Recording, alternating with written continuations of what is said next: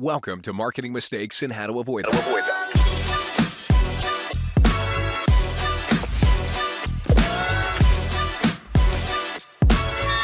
Here's your host, Stacey Jones. Welcome to Marketing Mistakes and How to Avoid Them. I'm Stacey Jones, and I'm so happy to be here with you all today. And I want to give a very warm welcome to Jeff Bartsch. Jeff is the founder of Story Greenlight, a company that empowers experts and professional advisors to enhance their messages and achieve impactful results in their business and personal lives through the transformative power of storytelling.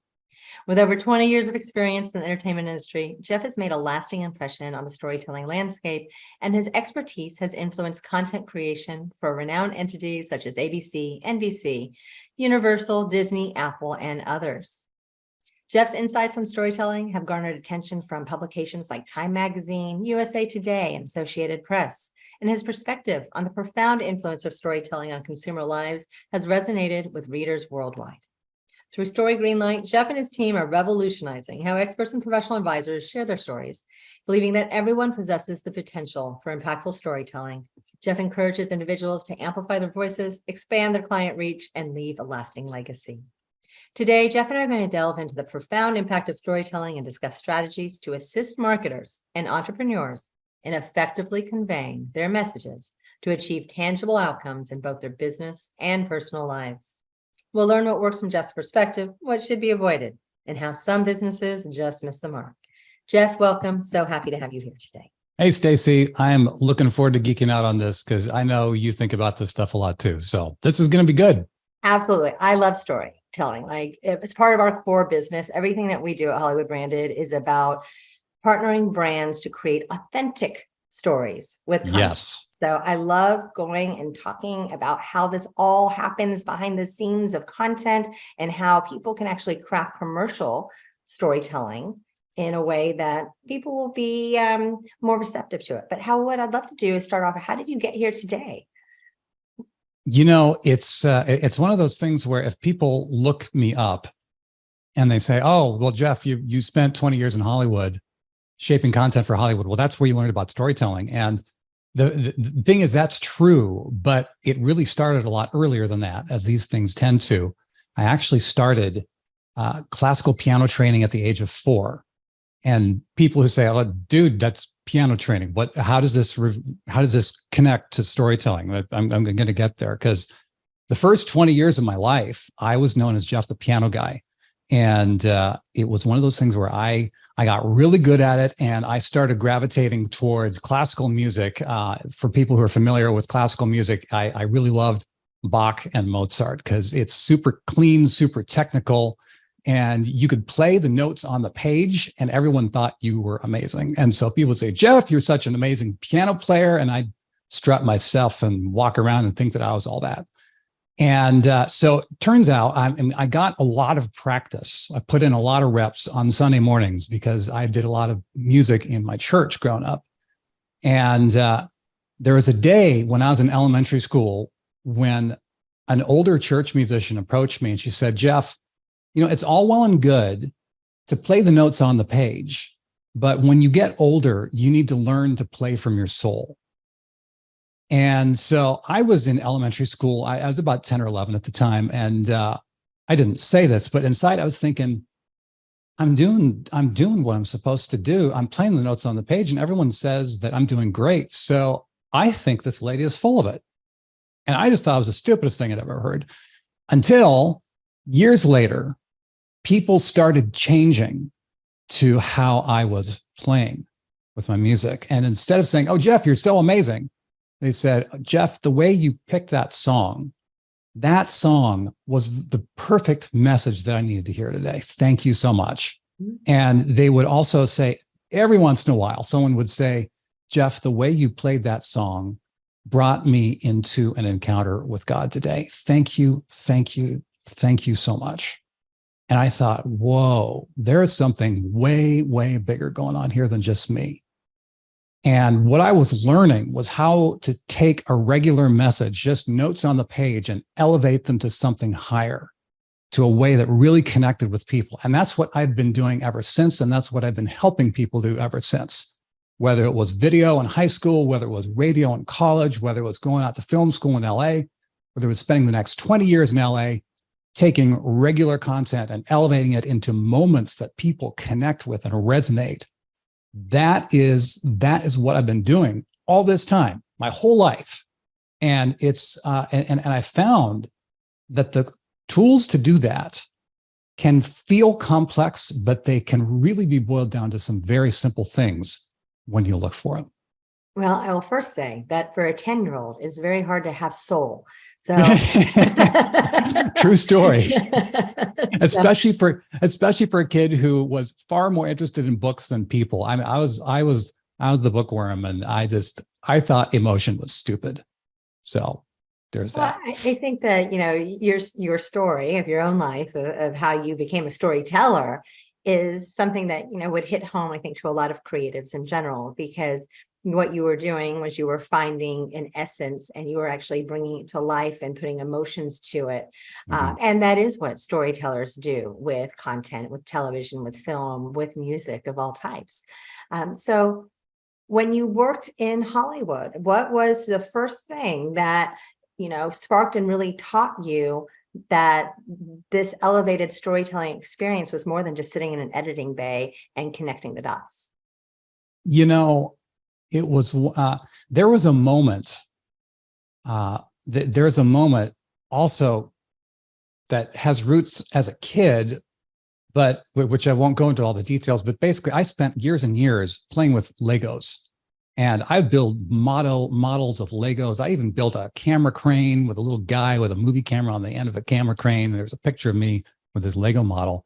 And I always thought to myself that if I ever got to ride on the end of a camera crane, that would mean that I'd arrived. That was a kind of a line in the sand that I'd be able to say, hey, this is cool. And so there was a time on one of my first network television editing gigs was for a show called Super Nanny on ABC. And it was this British nanny coming over to help American kids with establish order Rules. instead of chaos Yes. in these American families' homes. And I got to put together the last scene of one of these episodes during the first season of this show. And it was this one, it was taking all these Lego pieces instead of plastic building blocks. It was taking the shots, it was taking the sound bites, it was taking the music, it was taking the knowledge of what had happened with his family and what impact this lady had in their life. And this was all coming to an end, and they were saying goodbye. They were giving each other hugs and sound bites saying, you've changed our lives forever. Thank you so much. I don't know how I can thank you. And I put together, I chose this orchestral, kind of modern orchestral piece of music, which talked about this journey coming to an end. Gal gets the nanny gets into this British taxi. She drives off, literally drives off into the sunset, and the camera is following the taxi driving away, and the camera rises up on a camera crane. And I just absolutely lost it. I'm going, I've achieved a dream. This is, there is so much more powerful here because I'm feeling things. This isn't just a scene from a reality television show. This is making me feel things. And it took me a very long time to be able to put words to that. But when people are able to feel things about stuff that might ordinarily just sit kind of flat on the surface, when we create attachments below the surface to what I call the things under the thing, that's when emotional impact really starts to take place. And how do you bring that out? Do you have to be a seasoned vet who really understands and sees all the nuances? Or is there a way that people can kind of feel this out and come to it themselves when they're working on content? I think, well, number one, it is available. It is absolutely available to anyone who seeks it. Mm-hmm. Any business, any brand, anyone who says, okay, well, what is my product? What is my service? It's is it a physical thing? Is it an intangible thing where basically some way your product or service is helping the people that you serve? And so if we say, okay, how about an example? What's a typical kind of a client that comes to your agency for product placement? What kind? What? With product placement, it could be brands of all sizes, but let's just say that it is a Fortune 500 brand who is trying to showcase a new product launch that they're doing. Okay. So is it physical product then? It could be anything. It could be a physical product. It could be but let's say that it is How about athletic apparel? Sure. How about that? Athletic Cool. apparel is great. Okay. So athletic apparel, say maybe a special line of jerseys or a special kind of shoe or something like that. And Special shoe that makes you the fastest person on your team. okay, now we're getting somewhere. So we have a brand new shoe that is being promoted. And so the thing on the surface that we're talking about, it's something you put on your foot. It just kind of sits there. But when you start thinking about, okay, what does this shoe represent? And this is part of the bigger brand conversation, but just in this case, what does a shoe represent? Well, it's something you can say it represents protection for your foot. Well, okay, well, that's not really going to set the world on fire, but you already said, so, okay, this shoe makes you the fastest runner on your team. Oh, okay. So who is going to buy this shoe and what do they want? If your target audience is in high school or in college, and the biggest thing that they want is to say, I want to be amazing. I want to be fast. I want to win. I want to know that all the blood, sweat, and tears and all the 5 a.m. trainings that I've been putting in that have sucked out loud, I want to know that this was all worth it. And I believe that this shoe will help me get that. It is a tool to make you the master of your craft. Yes, absolutely. And so when you and I create a message built around the idea of, okay, this isn't just a shoe, this is mastery. This is striving to be all that you can be. This is the idea of triumph, of knowing that everything that you've been doing is worth it. When we start creating messages around that, that is when people start feeling things about a shoe. And this happens all the time. Nike has been doing it forever. Yeah. They have. So people can start feeling things. And that's one of the core elements when you have a story that actually is crafted with the audience in mind, with the emotional and psychological desires of the audience in mind. And I will say, though a good section of my career has been in the entertainment industry, these ideas are not just for Hollywood. They apply to anywhere where people are selling a product or service. Because even if you're a B2B company selling enterprise level security software, you can connect to deeper level ideas with your messaging than just, hey, this is a software that keeps out the hackers. It is possible to do this for absolutely anything. And so when you're working with companies, where do they go wrong with all of this? What have you seen that is their first kind of misstep that people take when trying to craft their brand story, and it doesn't necessarily get hit at the ballpark?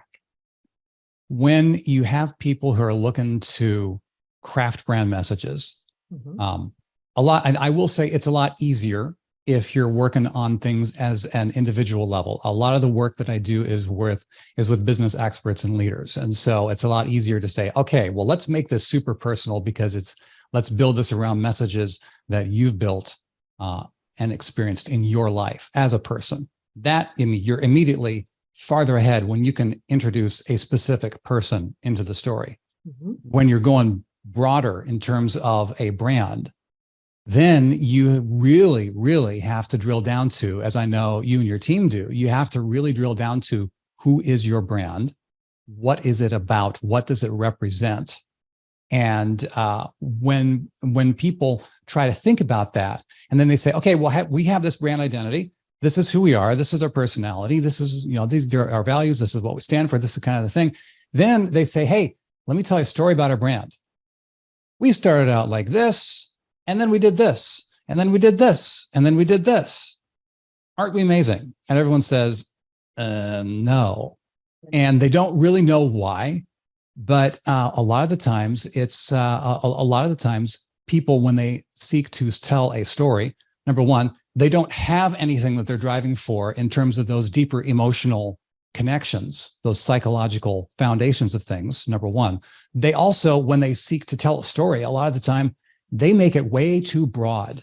They say, we started out like this, and then we did all sorts of things, and it's like you're in LA and you go up to Mulholland Drive and you look over the whole city and you say, dang, think about all the history in this city, in that valley, hanging just right down there. And you say, oh, this is a big, broad view.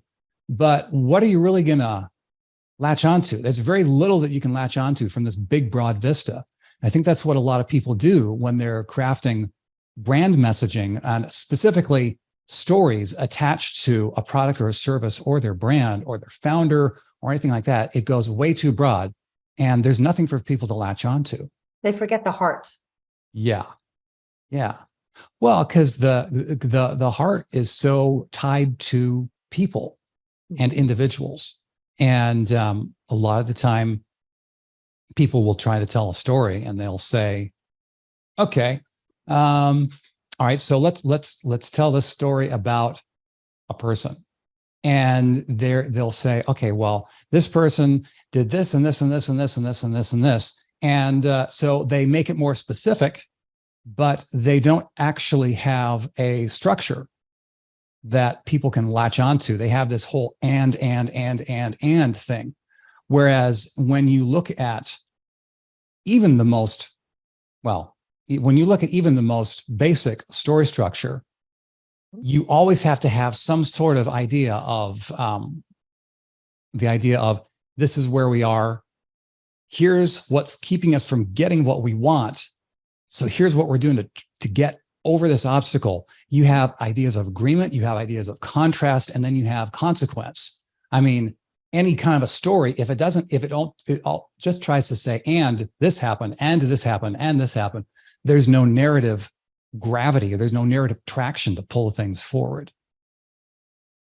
And so with this, is there a best way of honing in on what that heart is? Because people do, everyone, looks at something and they want to include the entire kettle along with the key ingredients that they really need to actually be showcasing. So how do you go and you figure this out, the piece that is the beat of that heart? Sure. One of the things that people can very easily get sucked into is the idea of story structure. And if you go to a Hollywood screenwriter and you say, tell me about story structure, their eyes will light up and they'll tell you about the 872 plot points that you have to have, and they have to be all perfectly lined up and everything has to be working right, because if anything is out of place, everything is ruined. Well, the good news is, especially in business, when business communication and business storytelling, we don't have to have a whole lot of plot points, nor should we. Long format content, that's what requires more moving points in terms of shaping something to keep the audience's attention. But when we have business content, 9 out of 10 times we're going short form.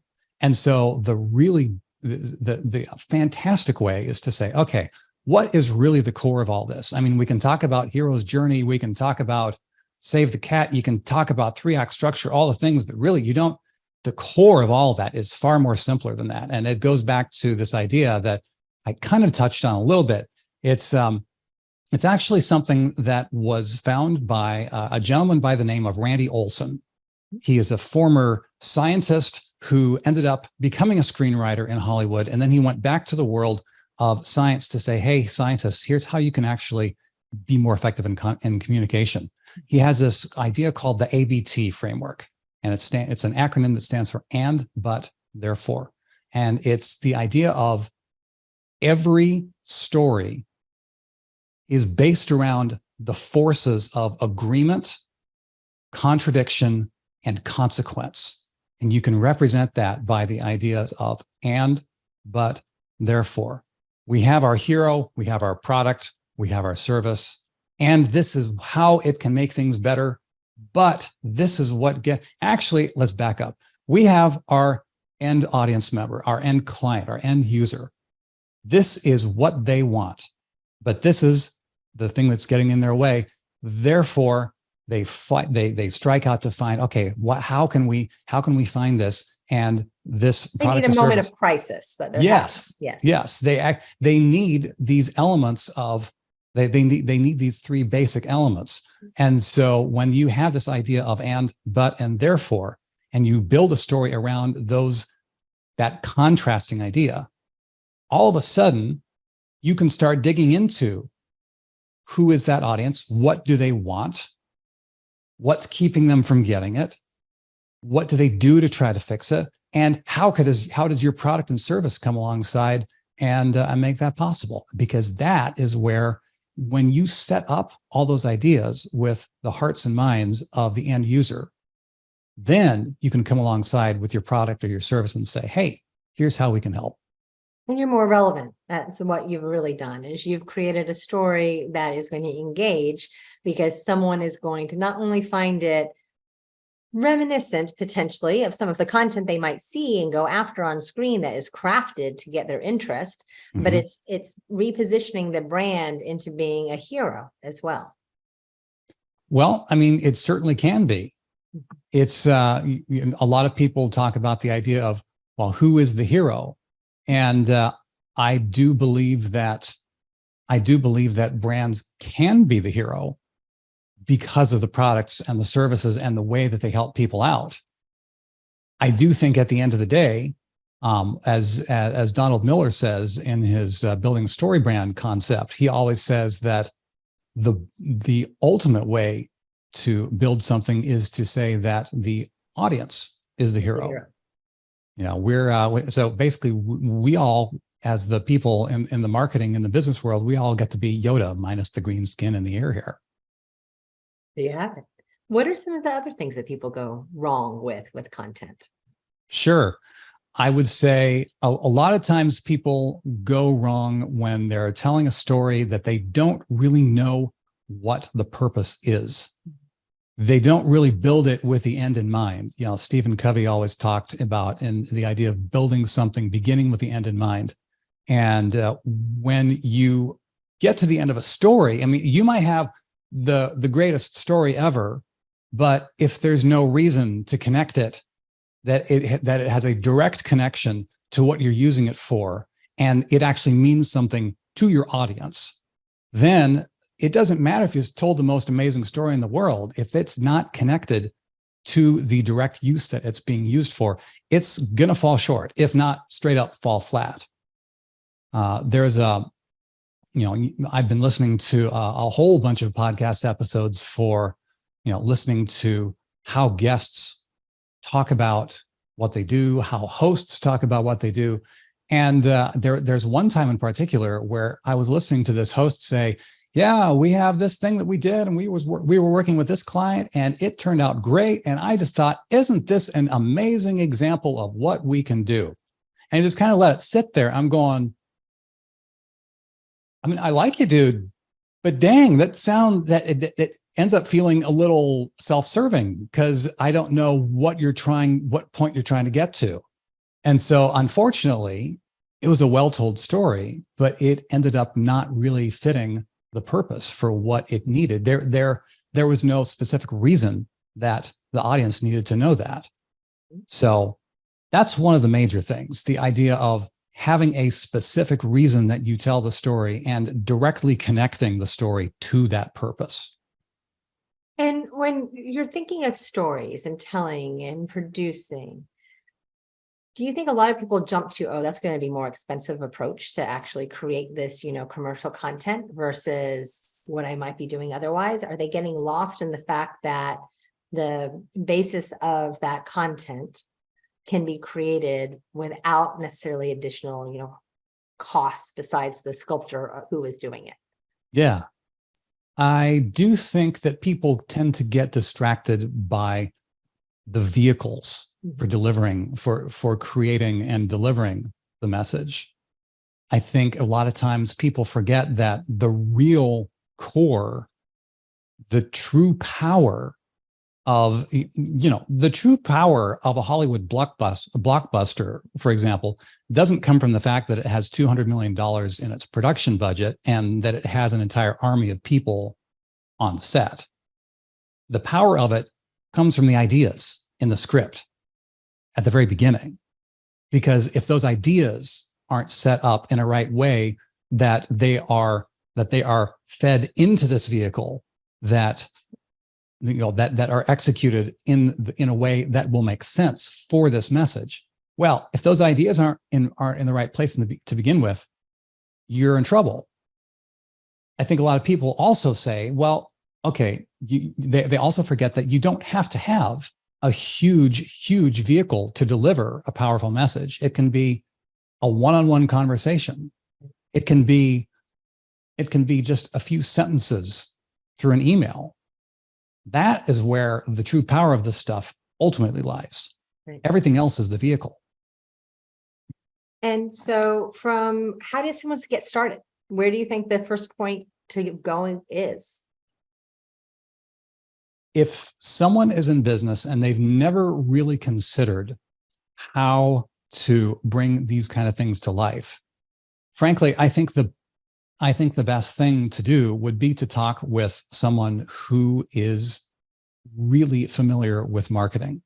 And also not just the idea of, you want to talk to someone who knows the ideas of marketing, not just for the ideas of, okay, they'll come to you and they might say something, okay, well, let's talk about the features of your things. And we need to talk about more than the features. We need to talk about the benefits. Why is this important to the audience, or why is this important to the end user? I'd say you want to look for someone who wants to go even deeper than that. Not just features, not just benefits. Talk to someone who says, what does this really mean? What is the meaning that we're wanting to create in the world? And how do we attach your product or your service to that meaning that we develop and that we agree upon together? Because, a lot of people talk about, when Apple released the iPod back in the day, everyone was talking about, we have an MP3 player. It can put 128 megabytes of songs on it. And everyone says, that sounds cool, but what does that do? Then along comes Apple and they say, okay, well, you can have 1,000 songs in your pocket. And everyone says, oh, I get that. And so that's held up as an example of, okay, well, this is marketing that talks to what audiences want. I say it goes a level deeper than that. I say that it's not just about having the 1,000 songs in your pocket. It's about the freedom of having those songs in your pockets. Because when you saw those commercials and you saw those silhouettes, those stylized silhouettes dancing around and spinning, that's what they were talking to. They were talking to the freedom of having the music, the soundtrack of your life. Now it's available to you anywhere you want. To me, the iPod was about freedom, not just music. So back to your question, the idea of how do we get started? Talk to someone who is going to say, okay, how can we take these areas, how can we go down to these deeper level areas about what really matters to your people? And so how can our listeners, if they're ready and they're like, I want to learn more about this, how can they find you, Jeff? Where would they reach out? The number one place that they can go is go to one URL. I got one URL specifically for your listeners. It's storygreenlight.com/marketing mistakes. That's storygreenlight.com/marketing mistakes. It's got some links there to my own podcast. It's also got a free worksheet that gives specific steps how to start digging into this stuff for yourself. And of course, if there's a time that comes where you want to actually get some help there's a way to get in touch there too. That is fantastic. What do you think is the number one biggest mistake you see? Besides, we talked about going too broad, right? And not finding that heart moment as well. Is there anything else that, this doesn't have to be number one, but is there anything else you see that just marketers stumble on themselves over and over again? I think marketers. I think there are a lot of different mistakes. I can say specifically within the B2B world, I think a lot of times it's really easy to remove the humanity from this, because people will say, dude, we're selling security software, or we're selling, we're selling machinery or something like that. And when people say, this is, how are we going to attach feelings or ideas or deeper level philosophy to this kind of stuff? That's where people end up saying, okay, here's our thing. It's pretty great at what it does. Want to buy it? And some people will say yes, and most people will say no. But when you actually say, here is what we have, we know who you are, we know the challenges facing you. That's why we've created this. This will help you. Here's an example of how it's helped other people. It's available for you now. Would you like us to help you?